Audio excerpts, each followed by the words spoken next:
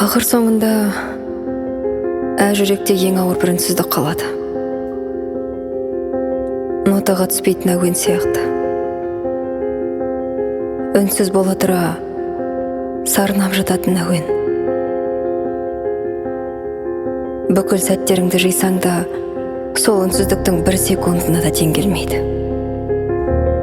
Немесе алқынған, булыққан жүрегіңнің соғысындай, деміндей трассының үстінде толқи жүрген көліктегі сол әуендей үнсіз,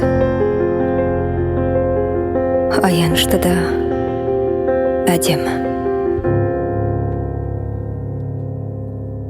Айтылмай қалған сөз сынды, айтуға болмас кез сынды,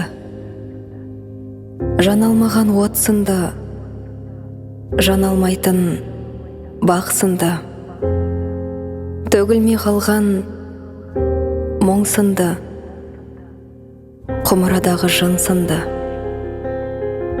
мөп-мөлдір көздің жасындай, сәт емес,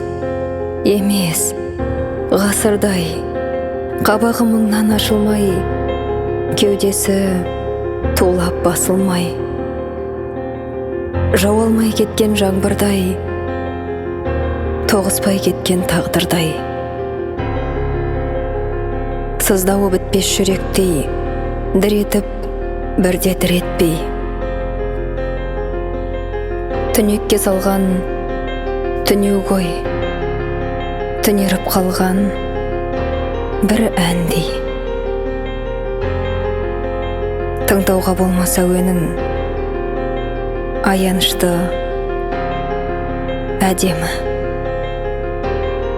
Бұл үнсіздік симфониясы.